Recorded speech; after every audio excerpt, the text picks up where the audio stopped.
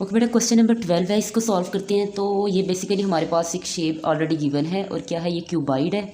और वो क्या कह रहे हैं, workout surface area of cuboid. Cuboid का हमने क्या बताना है, सरफेस एरिया। अब यहाँ पे ये जो मेजर की हुई है डायग्राम में, आप मज़ीद इसको बेहतर वे से चेक कर लें। अब क्यूबाइड की शेप होती क्या है, सबसे पहले तो हमें ये क्लियर होना चाहिए। वैसे तो ये इसको एक्सपेंडेड फॉर्म में राइट किया है। बेसिकली ये हमारे पास क्या होती है, क्यूबाइड की शेप होती है। अगर हम बनाना चाहें तो इस तरह से क्या होती है, हमारे पास क्यूबाइड की शेप होती है। ये हमारे पास क्यूबाइड की शेप है, जिसमें क्या होती है, एक लेंथ होती है, फिर इसके बाद ये बेस होती है, और इसके बाद ये हमारे पास बेसिकली परपेंडिकुलर क्या होती है, हाइट होती है। तो ये हमारे पास एक क्या है, क्यूबाइड इस तरह। अभी ये एक्सपेंडेड फॉर्म में राइट किया, तो क्यूबाइड है, इसमें 3 वैल्यूज़ यूज़ हो रही है, लेंथ भी है, ब्रेथ भी है। ब्रेथ बेसिकली हम विथ को बोलते हैं, यानी चौड़ाई को, और ये हाइट भी है। और जब ये 3 वैल्यूज़ हों तो फिर हम क्या लेते हैं, फिर हम सरफेस एरिया फाइंड करते हैं। जस्ट एरिया नहीं बोलते, फिर हम क्या करते हैं, सरफेस एरिया फाइंड करते हैं। अब ये क्यूबाइड है, क्यूबाइड का सबसे पहले हम राइट करेंगे इसकी लेंथ क्या है।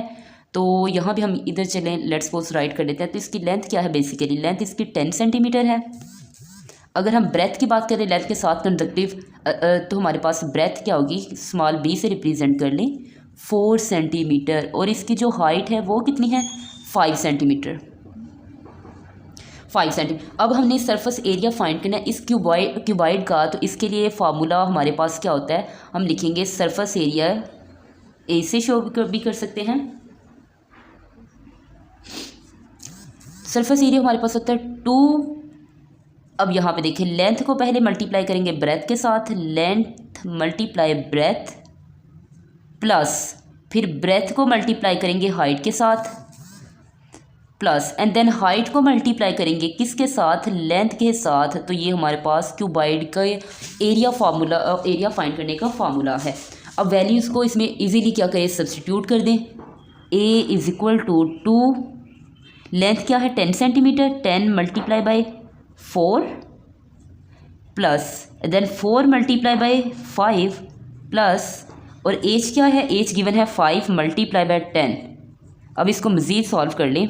ए is equal to 2 as it is, 10 कितना होगा 40 प्लस 10 4 ज़ा 40, 5 4 ज़ा 20 प्लस 5 10 ज़ा कितना हो जाएगा 50। अगेन इसको नेक्स्ट सॉल्व कर लेते हैं। 2 एज इट इज़, इन सबको बेटा ऐड करें। तो यहाँ पे देखें 50 है और 40 कितना हो गया 90, 90 में 20 ऐड करें तो 100 और 110, तो 110 और मज़ीद मल्टीप्लाई करें इसको। 2 को 0 से करेंगे 0, 2 को 1 से करेंगे तो 2, 2 को अगेन 2 से करेंगे तो 2। तो अब एरिया का फार्मूला क्या होता है, सेंटीमीटर स्क्वायर। तो हमारे पास अगर इसको मज़ीद इस फॉर्म में लिखें तो एरिया इज़ इक्वल टू क्या आ जाएगा, 220 सेंटीमीटर स्क्वायर। किसका एरिया, क्यूबाइड का एरिया। अब इसी की वो कह रहे हैं कि workout the volume of cuboid, इस क्यूबाइड का वॉल्यूम भी फाइंड करें। तो वॉल्यूम के लिए जस्ट सिंपल फार्मूला है, क्या करें, जो आपकी लेंथ है मल्टीप्लाई कर दो ब्रेथ के साथ, ब्रेथ को मल्टीप्लाई कर दो हाइट के साथ। तो अब यहाँ पे देखिए लेंथ कितनी है 10 सेंटीमीटर है, इसके बाद ब्रेथ कितनी है 4 सेंटीमीटर है, एंड देन हाइट कितनी है 5 सेंटीमीटर। इनको अगेन सॉल्व करें, वॉल्यूम एज इट इज़ आ जाएगा। 10 को 4 से करेंगे तो 40 सेंटीमीटर, साथ क्या आ जाएगा स्क्वायर। फिर इसको मज़ीद 5 सेंटीमीटर से करेंगे तो क्या आ जाएगा हमारे पास, वॉल्यूम एज इट इज़। 5 को 0 से करेंगे तो 0, 5 को 4 से करेंगे तो क्या आ जाएगा 220, यानी 200 सेंटीमीटर। सेंटीमीटर से वो मल्टीप्लाई होगा तो सेंटीमीटर क्यूब। तो ये क्या बन जाएगा, क्यूबाइड का वॉल्यूम।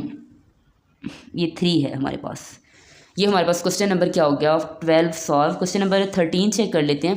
क्वेश्चन नंबर 13 में क्या कह रहे हैं कि there are 20 cars in the park, park के अंदर 20 कार्स हैं, and 3 out of are blue, यानी इन 20 कार्स में से 3 कार्स जो हैं वो किस कलर की हैं, ब्लू कलर की हैं।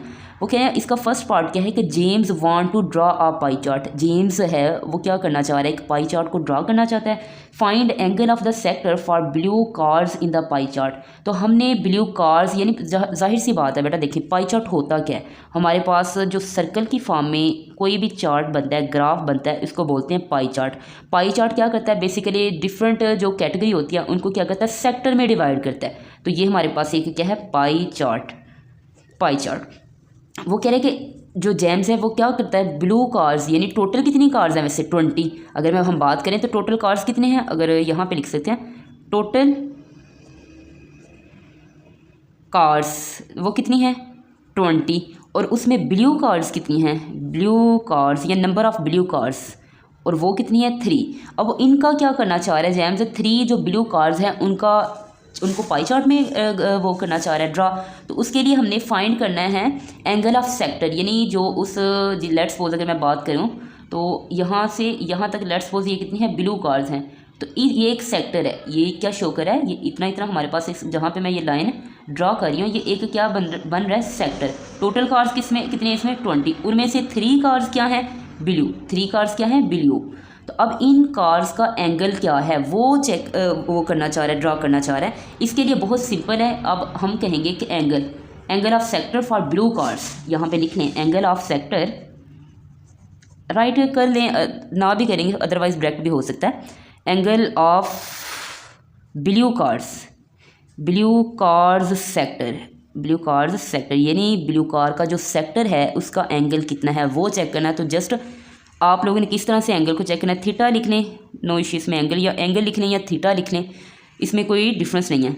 यहाँ पे देखें टोटल कितनी कार्स थी 20, उसमें से ब्लू कार्स कितनी है 3, और मल्टीप्लाई कर दें, पाई चार्ट है, पाई चार्ट का मुकम्मल एंगल कितना होता है यहाँ पे देखें ना, पाई चार्ट यानी पाई चार्ट बेटा एक सर्कल बनाता है और हर सर्कल का जो एंगल है वो 360 डिग्री होता है। ये ज्योमेट्री में भी हम करते आए हैं। तो 360 डिग्री से क्या कर दे, इसको मल्टीप्लाई कर दे। टोटल में से 3 ब्लू कार्स थी, ब्लू कार्स का ही क्या फाइंड करना है, उसके सेक्टर का एंगल फाइंड करना है। मल्टीप्लाई करेंगे 360 से, 0 0 से कैंसिल, 2 1 2, इधर से एक कैरी चला गया 16 बनेंगे, और 2 8 16, तो theta is equal to 3 multiply 18, theta is equal to 18 को मल्टीप्लाई कर दे 3 से, 8 3 कितना होता है 24, 4 आ गया, और 2 बाकी 3 को 1 से कहिए 3 के अंदर 2 ऐड कर दे तो 54, तो 54 डिग्री हम लिख सकते हैं angle is equal to 54 degree. तो ये ब्लू कार्स का क्या बन जाएगा एंगल। इसका सेकंड पार्ट करते हैं सॉल्व। सेकंड पार्ट में क्या कह रहे हैं कि 1 of 20 car is picked random. वो कह रहे हैं कि इन 20 कार्स में से जो हमारे पास टोटल कार्स कितनी 20, इसमें से एक कार हमने क्या करनी है पिक्ड करनी है, बट रैंडम का मतलब कोई सी भी हो सकती है, वो ब्लू कलर की भी हो सकती है या जो अदर्स कलर्स है उनमें से भी। Find probability that car is not blue. वो कह रहे हैं कि हमने प्रोबेबिलिटी फाइंड उसकी करनी है कि वो ब्लू कार्स ना हो। अब यहाँ पे देखिए बेटा हमने देखा नंबर ऑफ टोटल कार्स, अगर प्रोबेबिलिटी की बात करते हैं सैंपल स्पेस लिख लेते हैं, तो नंबर ऑफ सैंपल स्पेस कितने थे, टोटल सैंपल स्पेस 20 कार्स थी, उसमें नंबर ऑफ ब्लू कार्स कितनी थी, ब्लू कार्स थी हमारे पास 3। अब 3 में से माइनस करें क्योंकि हमने 3 कार्स हैं वो ब्लू कलर की हैं, लेकिन हमने प्रोबेबिलिटी फाइंड किन की करनी है, जो ब्लू कलर की ना हो उसमें से कोई एक हो। तो ब्लू कलर की जस्ट 3 हैं, तो हम टोटल में से माइनस कर दें। लेट्स सपोज यहाँ पे राइट करते हैं 20 में से माइनस कर दें तो 3 इज इक्वल टू 17। तो हम number of cars not blue को हम शो करते हैं, चले लिख लेते हैं नॉट ब्लू कार्स वो कितने हैं, उनकी तादाद कितनी है 17। तो हमने जो ब्लू कार्स नहीं हैं उनकी प्रोबेबिलिटी फाइंड करेंगे, तो हम राइट करेंगे then probability of not blue car के लिए number of not blue cars वो कितने हैं, number of not blue over number of sample space. तो नंबर ऑफ नॉट ब्लू कितने हैं हमारे पास 17, और सैंपल स्पेस कितनी है हमारे पास 20। तो ये हमारे पास क्या आ जाएगी प्रोबेबिलिटी नॉट ब्लू की क्या आ जाएगी 17/20। ये हमारा आंसर होगा। आगे इसका जो पार्ट है क्वेश्चन नंबर 14 है, बहुत इजी है। वो कह रहे हैं फैक्टराइज करें, वैल्यू सिर्फ हमारे पास ये गिवन है, माइनस है सेंटर में, माइनस से फर्स्ट वाली एक वैल्यू है और सेकंड, यानी 2 टर्म्स हैं। फर्स्ट टर्म में देखा 3 था, इधर 3 नहीं था, इधर एक्स स्क्वायर है इधर बट एक्स है, वाई इधर मौजूद है बट वाई इधर नहीं है। सिर्फ दोनों चीज़ में क्या चीज़ कॉमन है, एक्स, इधर एक्स स्क्वायर है बट इधर एक्स है, तो एक्स कॉमन, एक्स इसमें भी मौजूद है सिंगल एक्स, और सिंगल एक्स इन 2 एक्स में भी मौजूद है। तो हम क्या जस्ट लेंगे एक्स कॉमन ले लिया, बाकी नंबर एक एक्स इधर से बाहर चला गया 3, और एक एक्स इधर रिमेनिंग 7 एज इट इज़, ये वाला एक्स बाहर हम कॉमन ले चुके हैं तो सिर्फ वाई, तो ये क्या हो गई फैक्टराइज, ये इसका आंसर होगा। अब इसमें ये भी क्वेश्चन बहुत इजी है, किस तरह से बेटा ये हमारे पास ग्राफ बेसिकली शो है, उधर क्वेश्चन में गिवन है, ये पॉइंट्स है कुछ, ये एक्स वाई प्लेन है, एक्स वाई प्लेन है, इसमें एक पॉइंट ए है और एक पॉइंट बी है।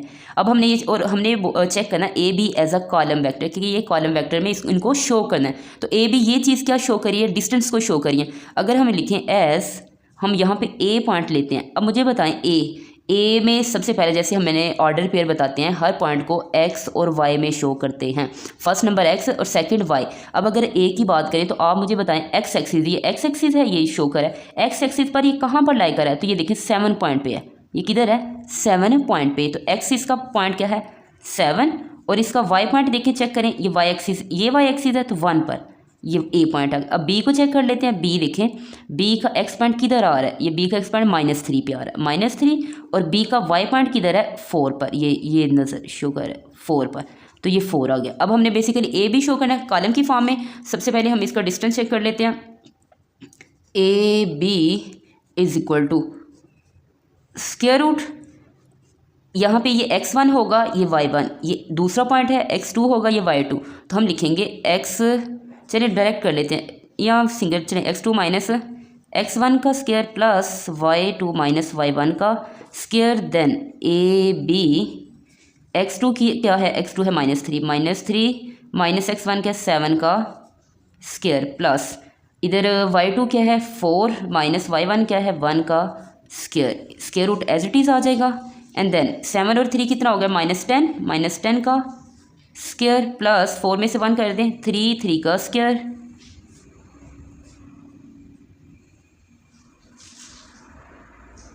ये तो बेसिकली हम कर रहे हैं डिस्टेंस फाइंड।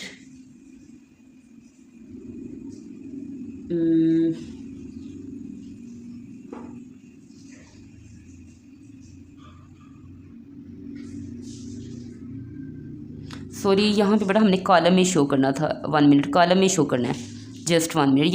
ये डिस्टेंस फाइंड करते हैं, ये भी ना डिस्टेंस फाइंड, लेकिन हमने कॉलम में शो करना था। तो कॉलम के लिए आप इस तरह से भी, जैसे मैं कहती हूँ पॉइंट हमें चाहिए, ए बी पॉइंट चाहिए, तो ए बी पॉइंट आप सिंपली कर लें कॉलम की फॉर्म में। कॉलम की फॉर्म में पहले एक्स लिखा जाता है फिर वाई, वो इस तरह से कॉलम की फॉर्म में होता है बेटा, एक्स और वाई। ये कॉलम की फॉर्म में नहीं है, ये कॉलम फॉर्म में है। तो कॉलम फॉर्म में एक्स क्या है हमारे पास, x2 minus x1, y2 minus y1। तो इस तरह से ये होगा ए बी, x2 क्या है -3, x1 क्या है -7, अब y2 क्या है 4 और y1 क्या है -1। इस तरह से शो होगा, कॉलम में शो करना था इसलिए।